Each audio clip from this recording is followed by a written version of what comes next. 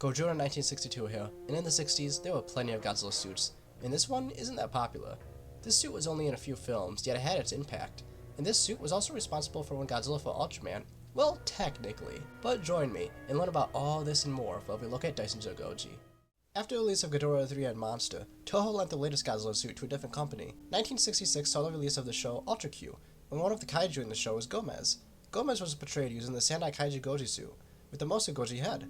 The suit was heavily modified, and this meant it was unusable for future Godzilla films, so a new suit was created for the next film. This suit was created by Teizo Tsumitsu, and the suit had various alterations done to it.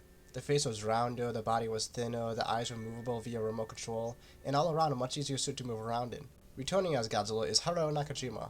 Nakajima seemed to have more room in the suit considering how it's more baggy than previous suits. Now when discussing DaisensoGoji, there is one story that can't go untold, and that's the infamous victory dance, or as it's called in Japan, the Shi pose.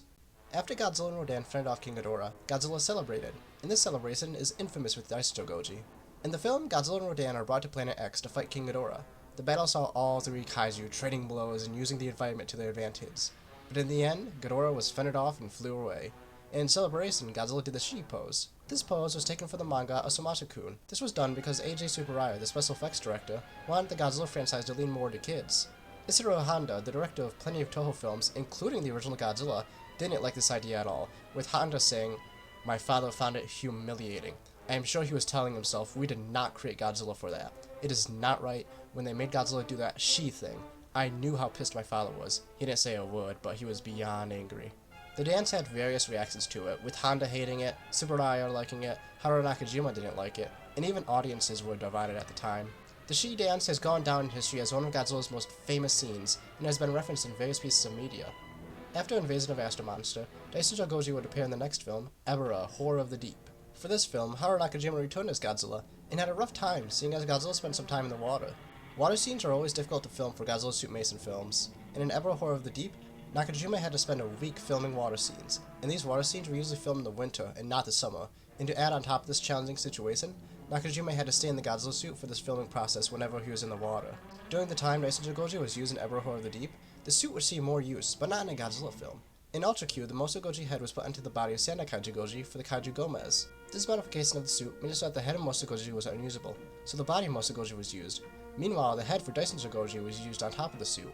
This created the Kaiju Gyras. But due to this happening during the filming of Ebirah, Horror of the Deep, Toho created a replica of the DaisensoGoji head, and put it onto the body of DaisensoGoji to continue filming of the movie. DaisensoGoji's suit wouldn't be used as a primary suit for another film, but it did appear after Ebirah, Horror of the Deep. DaisensoGoji was used as a stunt suit for the films Son of Godzilla, Destroy All Monsters, and Godzilla vs. Hedorah. Aside from these films, DaisensoGoji was seen in Godzilla's Revenge and Godzilla vs. Megalon via stock footage. Other than stock footage, DaisensoGoji was seen in the video games Godzilla Battle Legends, Godzilla Defense Force, and Godzilla Battle Line. It was also seen in the film Godzilla King of the Monsters, and the credits for the tribute to Haruo Nakajima and Yoshimichi Banno. The DaisensoGoji suit isn't around anymore, but the head possibly is. The eyes were repaired, the head has an opening on the back, and has hardened over the years. I'm unsure of where the head is now, but it's most likely put away in storage, though it has been shown off to the public, so hopefully that'll happen again.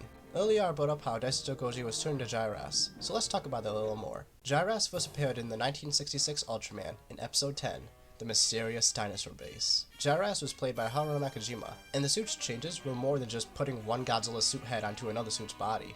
A frill was put onto the neck to hide the stitches holding the head onto the body, and yellow paint being sprayed onto the body as well. A.J. Tsuburaya wanted a different kaiju design, but with minimal budget and a short schedule, Tsuburaya got the okay from Toho to use pre-existing Godzilla suits. After all, at the time, DaisensoGoji was put away in a warehouse because Goji would become the new suit. Considering that Tsuburaya is a legend in special effects, and helped make some of the best special effects shown in Toho films, he could basically do anything he wanted at the time. DaisensoGoji isn't a design to be forgotten anytime soon. Either it be because of Shi dance or the first Godzilla to go to space, DaisensoGoji has done some iconic things that won't be forgotten in this over 70 years of Godzilla history. I hope you all enjoyed my Godzilla 70th anniversary video, and don't forget to check out my library of Godzilla content after you're done watching this video, and I apologize if I mispronounced any Japanese names. Don't forget to like and subscribe. Godzilla 1962, signing off.